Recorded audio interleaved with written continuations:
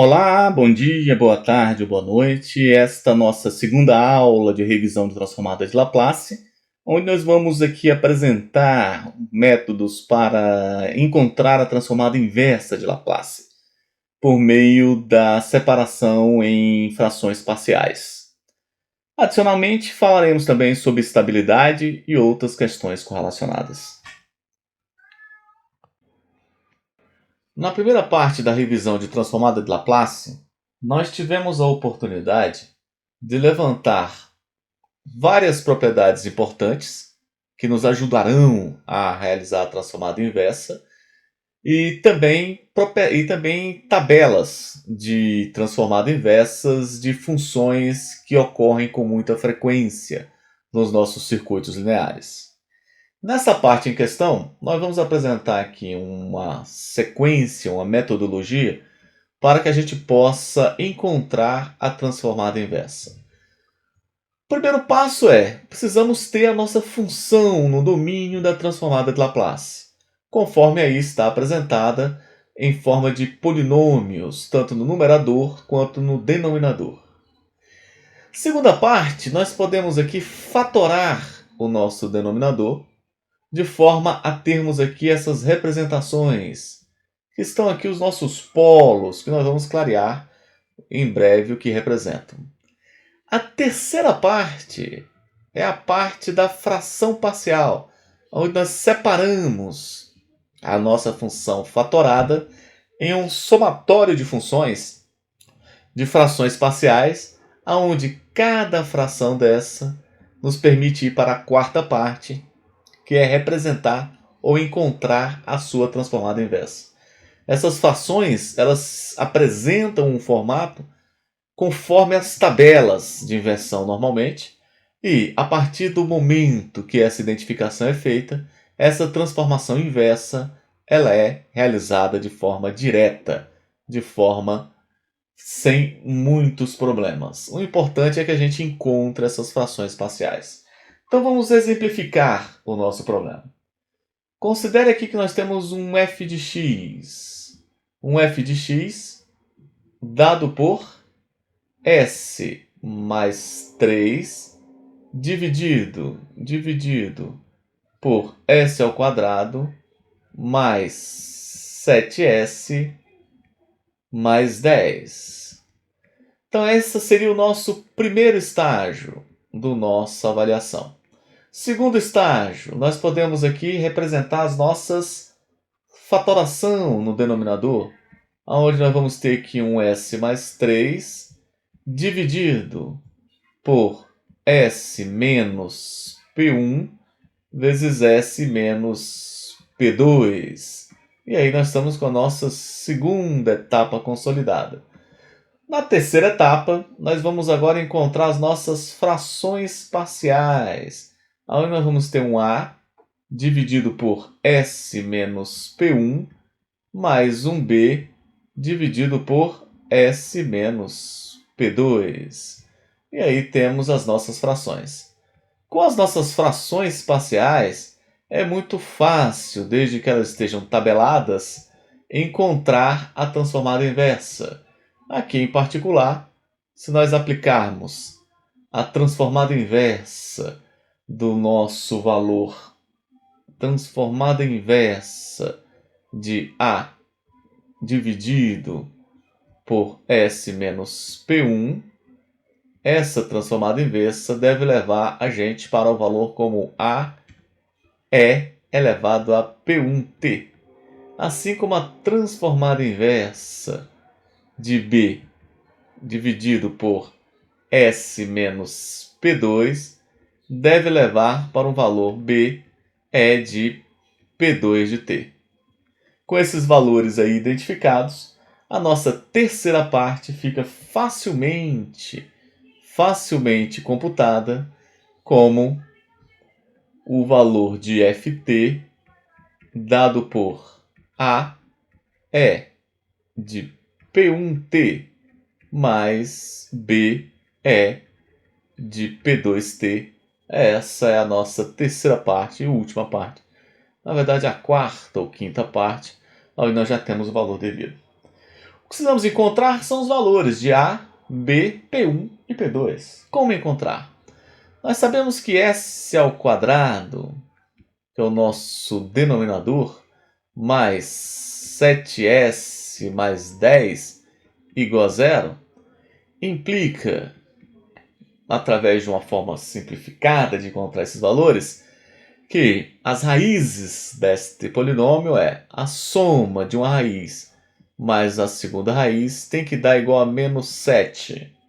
Vocês deduzam isso. E o produto de S1 vezes S2 tem que dar igual a 10. Menos 7 é o menos B. E o 10 é o nosso C, pensando numa equação do segundo grau. Isso vai implicar que o nosso S1 pode ser igual a menos 2 e o nosso S2 é igual a menos 5. Assim, a fatoração nos leva a S mais 2 vezes S mais 5 é igual a zero. Feita essa fatoração de uma forma rápida, agora nós podemos fazer o seguinte: S mais 3, que é a nossa função original, dado por S ao quadrado mais 7S mais 10, será igual a esta função 3, que é o A dividido por S mais 2, nós já encontramos o valor de P1, que é menos 2, mais B vezes S mais 5. Daqui podemos agora desenvolver este problema escrevendo, está voltando aqui, S ao quadrado mais 7S mais 10 vai ser igual ao quê? A vezes S mais A vezes 5 vezes 5 mais B vezes S mais B vezes 2. Fazendo aqui a associação, nós temos que S mais 3 deve ser igual, eu posso cortar este com este e aglutinar este com este e este com este. Aí nós ficamos com S mais 3 vai ser igual a A mais BS mais o restante fica com 5A mais 2B. Como resolver? Vamos resolver. Primeira parte, nós temos que o seguinte sistema se forma: A mais B é igual a 1 e 5A mais 2B é igual a 3. Se a gente colocar 2 aqui, multiplicar todo mundo por 2 neste passo e subtrair esta dessa, nós vamos ter o seguinte: nós vamos ter que 3A mais 0B é igual a 1. Logo, A é igual a 1/3. Quanto será B? Nós sabemos que A mais B é igual a 1. Assim, 1/3 mais B é igual a 1.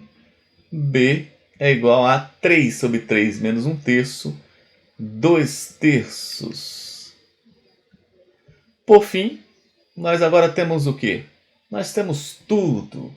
Nós temos aqui claramente identificado o nosso A é igual a 1/3, o nosso B é igual a 2/3, o nosso P1 é igual a menos 2, E o nosso P2 é igual a menos 5. Então nós temos tudo para poder escrever a nossa equação, aonde claramente, esta equação se converte na nossa solução dada por esta equação, dada por f de t é igual o a 1/3 vezes e elevado a menos P1, 2t, mais o b, que é 2/3 vezes e elevado a menos 5t. Aí está a nossa solução, com os valores identificados.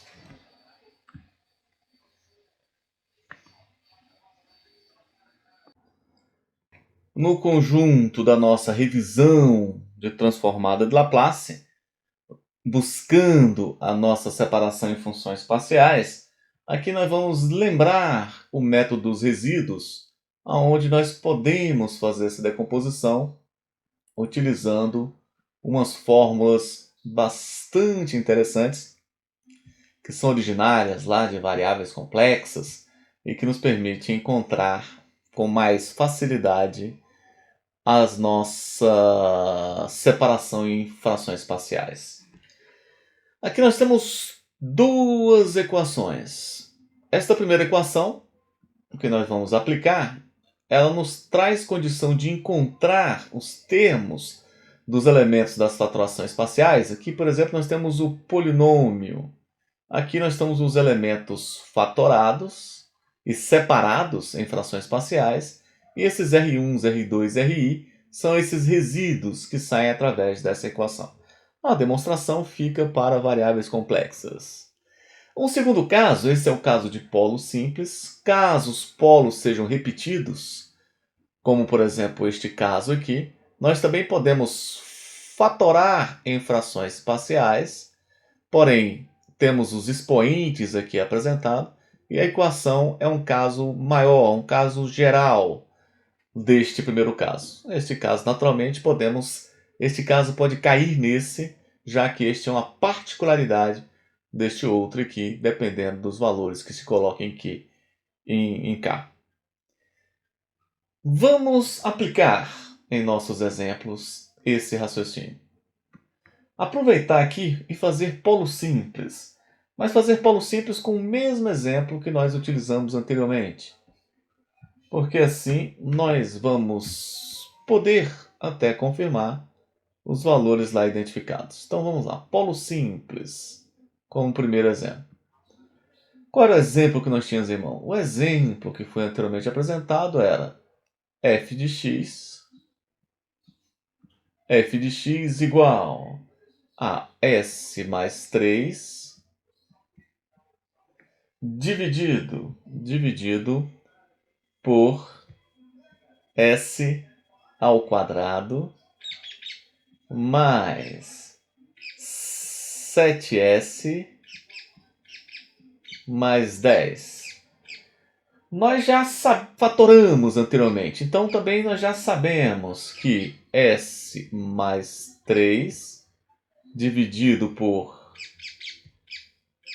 s mais 2, no caso, vezes s mais 5, poderá ser escrito como R1, e aí daqui que vai sair, esses R1s vão sair daquelas equações, dividido por S mais 2, mais R2, dividido por S mais 5. Aonde nós podemos agora aplicar o nosso problema? Quem é o nosso R1? Quem é o nosso R1? O R1 é dado por quê? Por S menos P1, logo vai ser um dos polos aí, então vai ser S mais 2, vezes a função como um todo, o fx, então S mais 3 dividido por S mais 2 vezes S mais 5, no ponto P igual a P1, no ponto S igual a menos 2. A gente olhar esta função, fica claro aqui que este é o nosso f de S. E aqui é o S menos P. Também fica claro que se a gente consegue cortar este com este. E aí sim fica S mais 3 sobre S mais 5 para S igual a menos 2. S menos 2 mais 3 dá o valor de 1. S menos 2 mais 5 dá o valor de 3. Logo aqui é 1/3 este valor. Para o R2, muito similar. Só que agora nós utilizamos S mais 5 vezes S mais 3 dividido por S mais 2 vezes S mais 5, na posição S igual a menos 5. Daqui nós podemos observar que o S mais 5 corta com S mais 5 e fica menos 5 mais 3 é menos 2.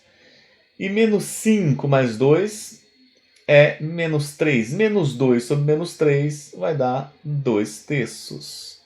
Daí tiramos a nossa função fatorada, já que teremos então o nosso Fs dado por 1/3 vezes 1 sobre S mais 2 mais 2/3 vezes 1 sobre S mais 5. E não precisamos fazer, porque até já fizemos isso no exemplo anterior. Aí está a nossa função fatorada. Porém, se o caso não for de polo simples como este, a gente tiver polos repetidos, que seria agora o nosso segundo problema. Se os nossos polos forem repetidos, como é que nós vamos proceder neste caso? Vamos aplicar a nossa equação. O que nós temos aqui? Vamos pegar um exemplo. Seguinte exemplo. Um f de x, f de s, é igual a 4 dividido por s mais 1 ao quadrado vezes s mais 2. Então nós temos o s mais 1 aqui repetido. Observe que ele está repetido, então na expansão dessa repetição nós vamos ter que escrever um R1 dividido por S mais 1. Depois um R2 dividido por S mais 1 ao quadrado. E nós ainda temos um R3 aí, que não é repetido. Então nós vamos utilizar para este último caso o exemplo que nós usamos no primeiro, que é para polos não repetidos. Dada essa conjuntura, o que nós podemos fazer? Aplicar as nossas fórmulas. O que nós temos aqui? Nós temos um valor de Q e um valor de K. Para esse problema em questão, o nosso Q tem valor igual a 2. E o nosso K, se eu utilizar igual a 1, eu vou buscar o R1. K igual a 1. E isso vai nos levar a encontrar o R1. Quem é o R1? Então vamos aqui colocar o R1. R1 é igual a 1 sobre K fatorial, 1 sobre 1 fatorial, vezes a derivada em K. Como o K é 1, vai ser a primeira derivada, ds. Primeira derivada de quem? Do nosso S menos P elevado ao quadrado. Então, é do nosso S mais 1 ao quadrado vezes f de s. Quem é f de s? É todo esse conjunto aqui. Vai ser 4 dividido por s mais 1 ao quadrado vezes s mais 2. Essa derivada ela deve ser calculada em s igual a menos 1, que é o local do polo. O que a gente pode observar aqui? Observa que este cancela com este. Assim, nós precisamos calcular, e aqui também, este valor aqui acaba sendo 1, já que fatorial de 1 é 1. A gente precisa calcular a derivada em s do nosso valor, que é 4, o que sobrou ali, s mais 2. Isso na posição s igual a menos 1. Que valor isso aqui vai ter? R1 é igual. A derivada disso aqui vai dar menos 4 vezes dividido por s mais 2 ao quadrado. Isso em s igual a menos 1, o que implica que o nosso R1 será igual a menos 4 dividido por 1 ao quadrado igual a menos 4. Encontramos o primeiro termo da nossa expansão. Vamos buscar o nosso segundo termo. Buscando o nosso segundo termo, o nosso R2. Para R2, que continua sendo 2, porém o nosso K agora é 0. Daí nós vamos tirar o nosso R2. Assim, o R2 será igual a 1 sobre 0 fatorial, que é o nosso K. A derivada é derivada nenhuma, porque aqui vai dar 0 o nosso valor de K, então ele não tem essa derivada. Mas eu vou deixar aqui a título de exemplo, de facilidade de entendimento. E a derivada de quem?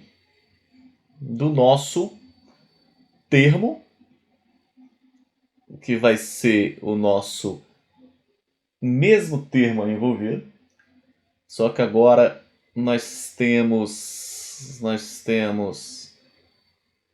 o nosso s menos p elevado a q. Não tem derivada, então vai ser s mais 1 elevado ao quadrado vezes 4 sobre s mais 1 elevado ao quadrado, s mais 2, isso aqui em s igual a menos 1. O que nós podemos deduzir? Cortamos este com este. Nós temos s igual a menos 1. E 4 dividido por menos 1 implica que o nosso R2, esse aqui também, é igual a 1. Nesse caso, implica que o nosso R2 é igual a 4.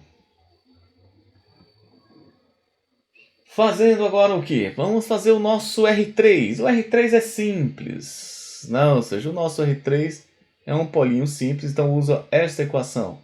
Onde nós vamos ter aqui s mais 2 vezes 4 dividido por s mais 1 ao quadrado vezes s mais 2. Isso aqui em s igual a menos 2. Daqui implica que esse R3 será o quê? Podemos cancelar esses aqui. Aqui menos 2. Menos 2 mais 1 é menos 1. Ao quadrado é 1. Logo o R3 é 4. O R3 tem um valor de 4. Pronto. Como ficou os nossos termos aqui, a nossa expansão em frações parciais. Ficou f de s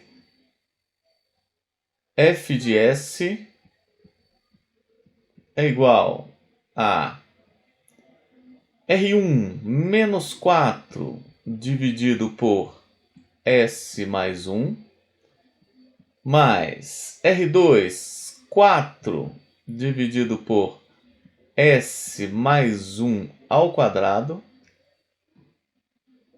mais 4 dividido por S mais 2. Fazendo a transformada inversa, encontrando o valor de f de t, ou seja, o f de t vai ser a transformada inversa de f de s. Todos esses termos são tabelados. Nós temos que o f de t acaba sendo igual a menos 4 e elevado a menos t, como primeiro termo. Esta segunda nós também fizemos. Eu tenho ao quadrado aqui e tem um deslocamento. Isso vai ser igual a 4t e de menos t. E a última, nós temos mais 4e de menos 2t. Assim, calculamos o valor da nossa transformada inversa deste aqui apresentado.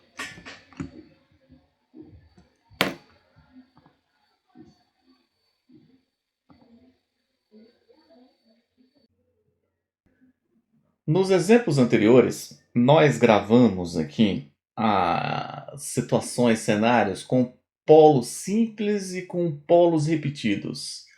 Neste exemplo em particular, nós vamos buscar caracterizar a situação com polos complexos conjugados e caçar aqui a nossa solução. Considere que você faz uma fração em frações parciais. Nós temos aqui dois polos simples, mas esses polos eles podem ser complexo conjugados. Eles são diferentes, são polos diferentes, mas eles possuem natureza complexa conjugada. Caso você venha colocar neste formato, é possível você trabalhar no sentido de encontrar as soluções baseado em aspectos oscilatórios, onde nós vamos ter aqui funções senoidais e cossenoidais caracterizadas. Então, o procedimento segue-se o mesmo procedimento para polos simples, porém, você deve encontrar duas raízes complexas conjugadas, e a partir daí manipula-se para chegar à expressão final, onde nós vamos ter elementos oscilatórios. Vamos para um exemplo. Considere a seguinte função. F de s é igual a 10 dividido por s ao quadrado mais 6s mais 10. E vamos colocar mais um termo aqui, um s mais 2. Qual o primeiro passo? É fatorar essas soluções. De certa forma, já está aqui separado. Precisamos encontrar as raízes deste outro polinômio. S ao quadrado mais 6s mais 10 igual a 0. O que nós sabemos? Que as raízes S1 e 2 serão iguais a menos 6 mais ou menos a raiz quadrada de 6 ao quadrado menos 4 vezes 1 vezes 10 dividido por 2 vezes 1. Neste caso em particular, nós podemos ver que as raízes S1, 2 serão iguais a menos 6 mais ou menos a raiz de 36 menos 40, que vai dar menos 4, cuja raiz vai ser menos 2.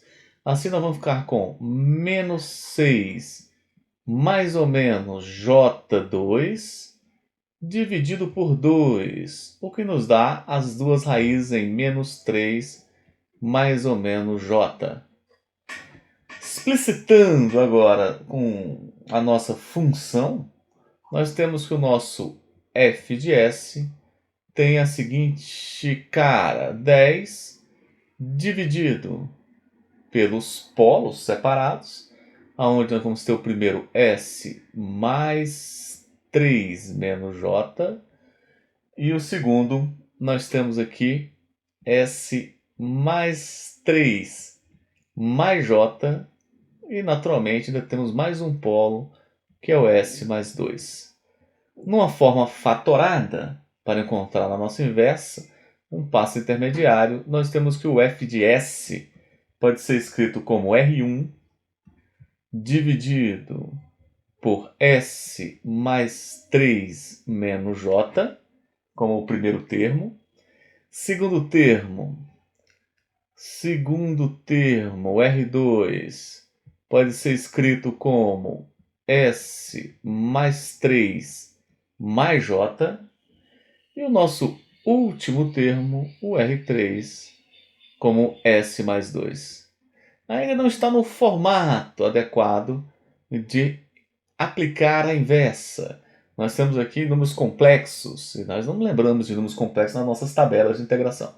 Mas com alguma manipulação, que é justamente esta manipulação aqui que eu vou deixar para que vocês façam, nós conseguimos colocar neste outro formato, onde observamos aqui uma função cossenoidal e uma função senoidal ali naturalmente apresentada. Mas vamos lá. Nós estamos agora neste ponto. Vamos aplicar os nossos resíduos para encontrar os valores de R1, R2 e R3,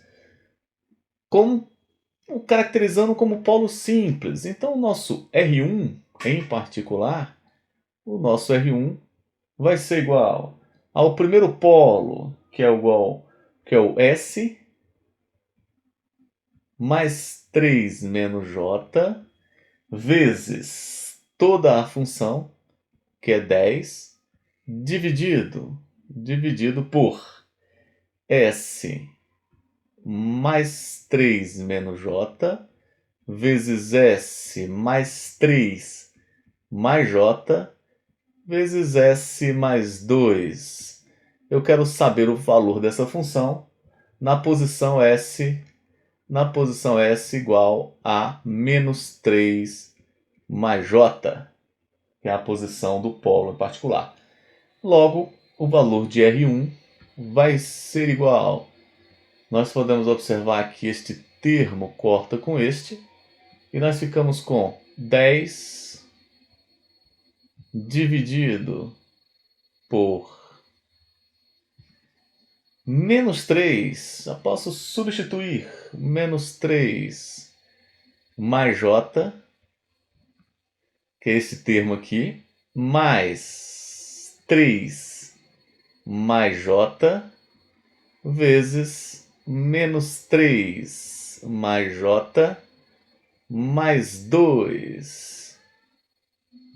Realizando esta operação, aqui na calculadora, nós encontramos que o R1 tem o valor de menos 2,5 mais J vezes 2,5. Já adianto que o próximo ele será um conjugado deste valor. Independentemente, vamos aqui buscar o seu valor. Qual vai ser o valor do nosso R2? O R2 terá o seguinte valor. Será igual a... Qual é o nosso próximo polo? É este valor aqui. Então vai ser nada mais, nada menos do que S mais 3 mais J, agora no caso, vezes 10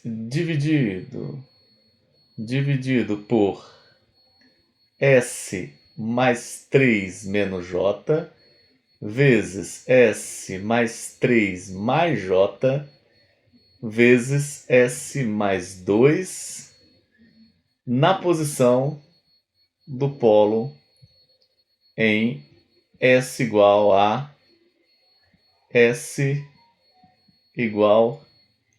menos 3 menos J. Substituindo, nós vamos encontrar o seguinte. O que nós podemos observar? Que este vai cortar com este. Na substituição, o nosso R2 vai ser igual a 10, dividido por, substituindo aqui, menos 3 menos J, mais 3 menos J, vezes menos 3 menos J, mais 2, cujo valor calculado aqui na calculadora deu o conjugado do valor anterior, que é menos 2,5 menos J 2,5. Temos aí que calcular o nosso R3. O nosso R3 nós calculamos aqui diretamente. O R3 é dado por, é um polo simples, vai ser dado por S mais 2 vezes 10 dividido, posso até substituir este valor aqui, S ao quadrado mais 6S mais 10, é o mesmo não fatorado, a título de simplificação, S mais 2. Isso em S igual a menos 2. Quanto vai dar isso? Podemos observar que cortamos este valor com este valor, e ao substituir, nós vamos ter 10 dividido por menos 2 ao quadrado, mais 6 vezes menos 2, mais 10. Isso aqui tem o valor de 10 dividido por 4, menos, aqui 2 vezes 12, menos 12, mais 14, 2. Logo, o nosso R3 tem valor de 10 sobre 2, tem valor de 5. Para concluir, nós encontramos o seguinte. A nossa função agora, esta função fs, ela pode ser escrita da seguinte forma. Pode ser escrita como R1. Quem é o R1? O R1 é menos 2,5 menos 2,5 mais J 2,5, isso dividido por S mais 3 menos J, S mais 3 menos J. Segundo termo, R2 é dado por menos 2,5 menos J vezes 2,5 dividido por S mais 3 mais J. Ainda temos mais um termo aqui, que é o R3, que vai ser 5 dividido por S mais 2. Agora que vai entrar a novidade. Observem essa expressão aqui. Ó. Estas duas expressões. Nós temos esta e esta outra aqui. Neste momento, nós precisamos colocar essa função em um formato que seja possível encontrá-la nas tabelas de inversão de Laplace. Observem essa parte que está separada. Aqui nós temos C mais JD. Obviamente nós temos um erro aqui, que também vai ser JD no seu complexo conjugado. S mais A menos JB, S mais A mais JB. Este formato, que tem os elementos complexos envolvidos, nós podemos reagrupar neste outro formato. Nesse outro formato é fácil perceber que temos um cosseno aqui e que temos um seno aqui nesta região. Deslocado, em virtude de ter um S mais A e um S mais A. Então, temos que fazer esta passagem para que isso aqui funcione.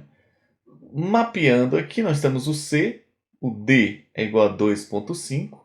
Aqui nós temos o C com menos 2,5, o D como 2,5. O nosso A é igual a 3 e o nosso B é igual a 1. Então, feito este mapa, agora nós podemos observar que o nosso Fs pode ser escrito como, usando a nossa equação 2C. Qual é o valor de C? 2,5. Então, menos 5 vezes o quê? S mais A. S mais 3 dividido por S mais A ao quadrado. S mais A ao quadrado mais B, no caso B igual a 1. Qual seria o segundo termo aqui? O segundo termo é menos 2D. Qual é o valor do D? O valor do D é 2,5. Menos 2D vai ser igual a menos 5 também. No caso em particular, agora nós temos o B na parte superior. Temos aqui na parte inferior o S mais A. Lembrando que o nosso A tem valor igual a 3. Tem valor igual a 3, então S mais 3.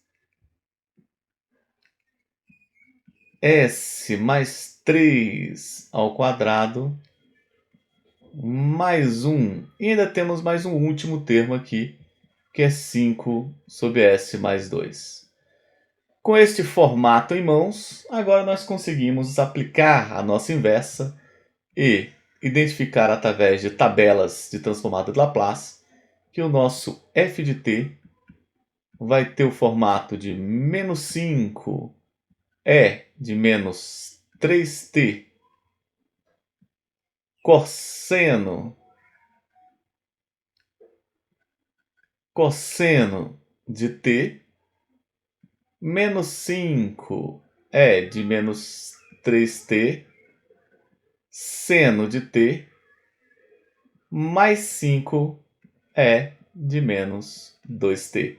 Assim, nós temos a nossa solução para o caso com dois polos complexos conjugados.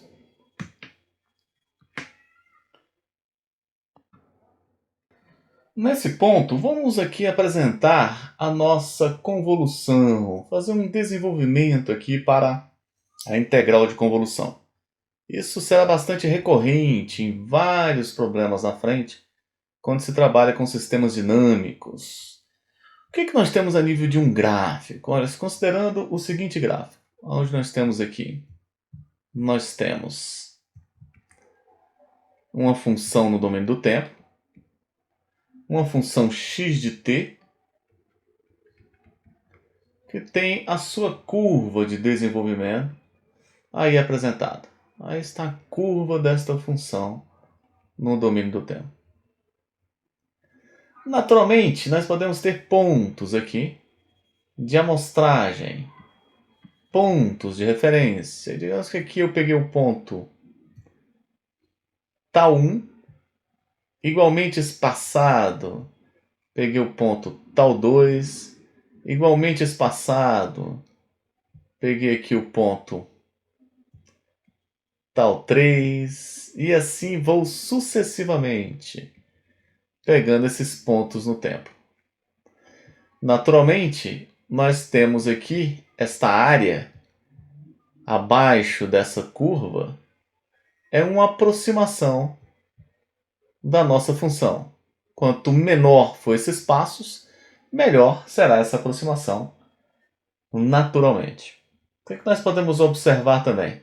Caracterizando a seguinte função. Vamos caracterizar uma seguinte função, um impulso aqui, um delta, onde nós temos a sua representação dada por 1 sobre delta para t maior que 0 e menor que delta, e 0 caso contrário.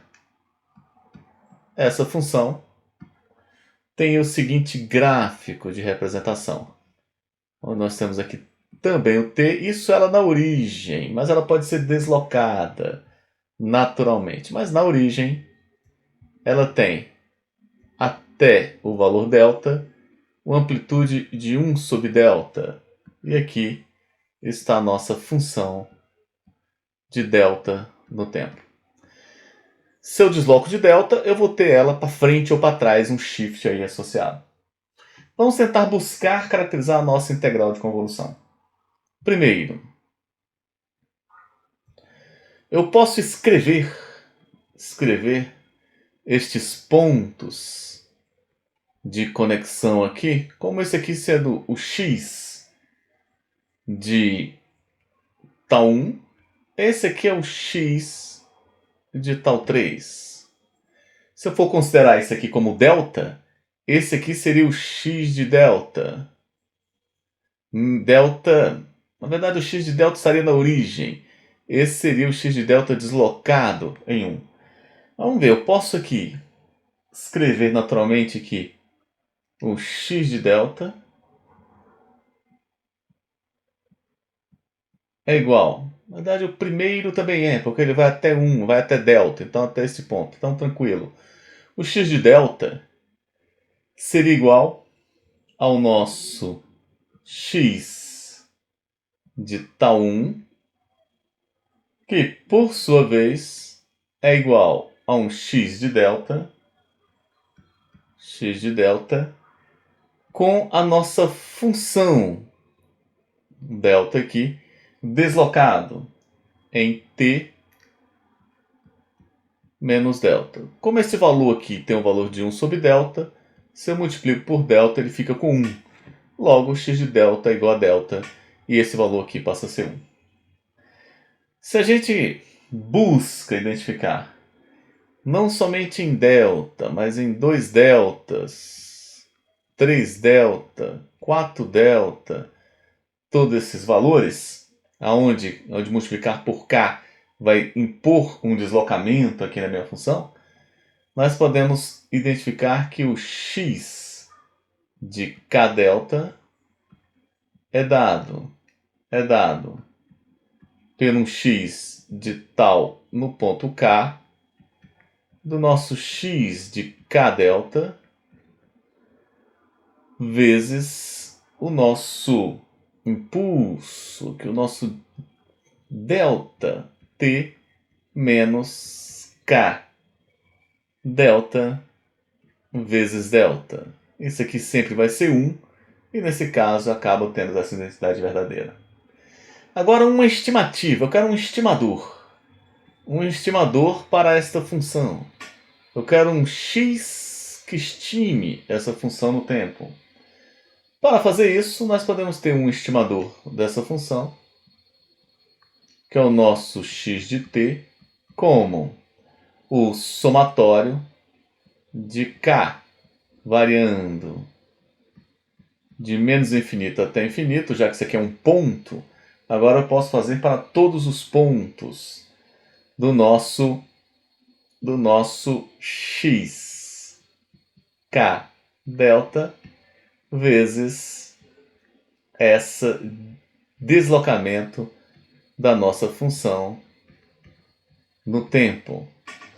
Aí nós estamos agora pegando os pontos específicos em todos esses pontos aqui estão sendo coletados. Se a gente está atrás agora de uma função que seja contínua, não somente pontos discretos, nós podemos dizer que o nosso x de t vai ser o limite do nosso delta tendendo a zero, aonde nós vamos fazer agora esses espaços serem infinitesimais, do nosso estimador, que é igual ao limite de delta tendendo a zero do somatório de k de menos infinito a infinito do x de k delta vezes esse delta ainda dessa nossa função deslocada menos k delta vezes delta. O que nós temos aqui é o limite de um somatório, limite para zero de um somatório infinito. Então nós vamos gerar essa função contínua e naturalmente nós podemos reescrever essa nossa função como uma integral, onde o nosso k delta vai ser nada mais do que o nosso próprio tempo, o nosso tempo em tal. O nosso delta aqui vai ser a nossa função impulsional. Ela vai estar em t menos tal. E o nosso delta vira um diferencial em tal. Para encontrar a nossa integral de convolução, nós temos que y de t é uma transformação no nosso x de t. É uma operação matemática aí, que vai ser uma transformação no nossa integral de menos infinito a infinito de x de tal, t menos tal, de tal. Essa transformação é no tempo. Logo, não sofre influência da variável tal. Assim eu posso reescrever que o nosso y de t é igual à integral de menos infinito a infinito de x de tal vezes a transformação no nosso operador impulso deslocado em tal, de tal. Por fim, nós temos então que o nosso y de t é igual à integral de menos infinito a infinito do x de tal vezes a resposta ao impulso, ou seja, este operador aplicado a esse impulso aqui deslocado no tempo, a resposta impulsional, que vai ser um Hzinho, de t menos tal, de tal. Esta é, de fato, a nossa integral de convolução.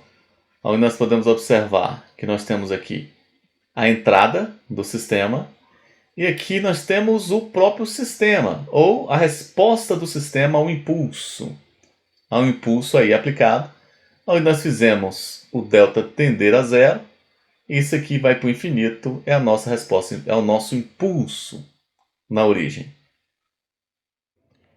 Para concluir o nosso capítulo aqui de revisão de transformada de Laplace, vamos comentar um pouco sobre estabilidade. O que nós temos? A estabilidade é fundamental para que nossos sistemas e as nossas máquinas funcionem. Então vamos ver sobre dois aspectos diferentes. Primeiro aspecto, baseado na nossa HDS, baseado na nossa resposta no domínio da transformada de Laplace. Nós temos aqui o NS. Naturalmente, esse NS pode ser escrito como os seus polos S menos P1, S menos P2, e isso vai até o nosso S menos Pn. Podemos ainda separar esses elementos como N de S, na verdade separar como R1 dividido por S menos P1 mais R2 S menos P2 e vamos até o último polo. Esses polos são esses pontos de indefinição da nossa função. Se eu substituí-los aqui, eu vou ter uma indefinição na nossa HDS. O que nós podemos dizer sobre os nossos polos aqui? Neste momento em particular. Vamos fazer o seguinte. Esses polos são esses pontos de definição, onde os Pis são os polos. Se a gente observar nesta função em particular, cada termo aqui, o RI, dividido por S menos PI, é uma forma tabelada lá nas nossas tabelas de transformada de Laplace. Se eu for passar isso aqui para o tempo, onde aqui nós estamos em Laplace, ou na frequência complexa, nós vamos ter algo da seguinte forma: RI vezes E elevado a PI vezes T como representação. Fazendo um pequeno adendo aqui, vou considerar, a título de simplificação, eu vou considerar o nosso PI como uma variável real, um σi. E aqui nós temos o nosso σi. Nessas condições particulares, a gente observa que, para que isso aqui não vá para infinito, o nosso sigma i tem que ser menor do que zero. Então, essa parte real, esse nosso polo em particular, ele tem que ser menor do que zero. Isso, em outras palavras, se a gente colocar, por exemplo, considerar, generalizar o nosso S como uma componente real mais uma componente imaginária, nós temos aí o que a gente chama de mapa de polos e zeros, ou plano S em particular, onde aqui nós temos o ômega e aqui nós temos o sigma. Uma questão aqui afirmada é: um circuito é estável se, ionicamente se, os seus polos, ou todos os seus polos, estão na parte negativa deste plano aqui. Se eles possuem valores negativos, como a gente aqui observou na sua parte real. Por quê? Vamos tentar descobrir.